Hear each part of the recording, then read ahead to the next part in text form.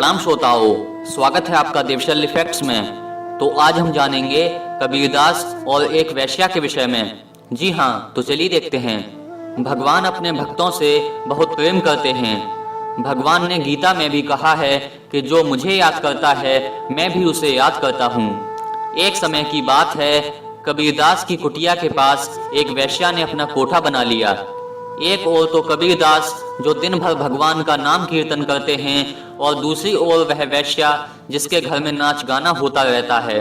एक दिन कबीर जी उस वेश्या के यहाँ गए और कहा, देख बहन, तुम्हारे यहाँ बहुत गंदे लोग आते हैं, तो क्या तुम कहीं और जाकर रह सकती हो? संत की बात सुनकर वेश्या भड़क गई और कहा, अरे फकीर, तू मुझे यहाँ से भगाना चाहता है। कहीं जाना है तो तू जा, पर मैं यहाँ से कहीं भी जाने वाली नहीं हूँ। कबीर जी ने कहा, ठीक है, जैसी तेरी मर्जी।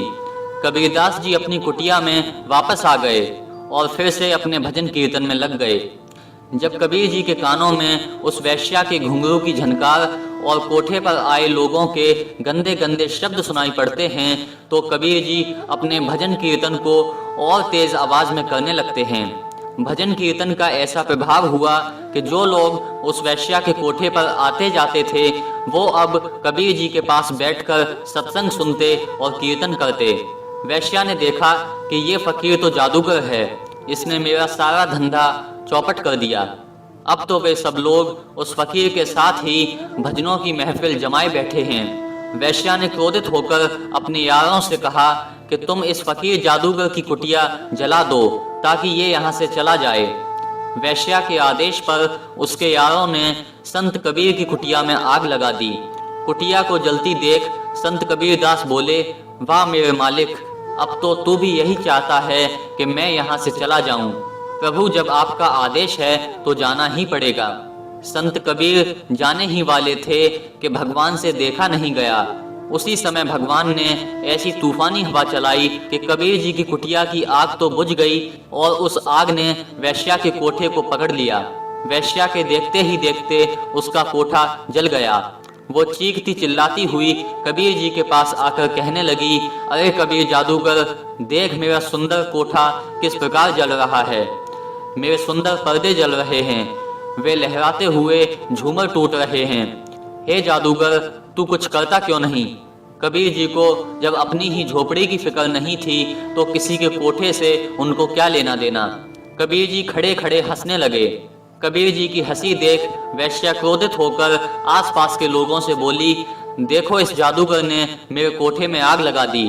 अरे देख कबीर, जिसमें तूने आग लगाई है वो कोठा मैंने अपना तन मन और अपनी इज्जत बेचकर बनाया और तूने मेरे जीवन भर की कमाई पूंजी को नष्ट कर दिया। कबीर जी मुस्कुराकर बोले, देख बहन, तू फिर से गलती कर रही है। और कहते हैं, ना तूने आग लगाई ना मैंने आग लगाई, ये तो यारों ने अपनी यारी निभाई। तेरे यारों ने तेरी यारी निभाई, तो मेरा भी तो यार बैठा है, मेरा भी तो चाहने वाला है। जब तेरे यार तेरी वफादारी कर सकते हैं तो क्या मेरा यार तेरे यारों से कमजोर है क्या? कुटिल वेश्या की कुटिलाई, संत कबीर की कुटिया जलाई। श्याम पिया के मन ना भाई, तूफानी गति दे हवा की, वेश्या के घर आग लगाई। श्याम पिया ने प्रीत निभाई। वेश्या समझ गई, मेरे यार खाक बराबर, कबीर के यार सिरताज बराबर। उस वेश्या को बड़ी ग्लानि हुई कि मैं मंद बुद्धि एक हरि भक्त का अपमान कर बैठी। भगवान मुझे क्षमा करे। तब से उस वेश्या ने सब गलत काम छोड़ दिए और भगवान के भजन में लग गई। भगवान बहुत सुंदर लीला करते हैं और अपने भक्त का मान कभी घटने नहीं देते हैं।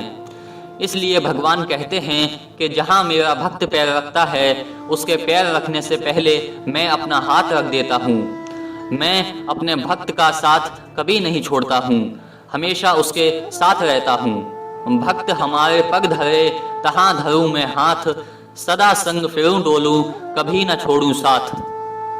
यदि आपको वीडियो पसंद आए तो कृपया लाइक कीजिए, शेयर कीजिए और सब्सक्राइब कीजिए। देवशल्य फैक्ट्स में आप ऐसी वीडियो देखते रहेंगे। धन्यवाद।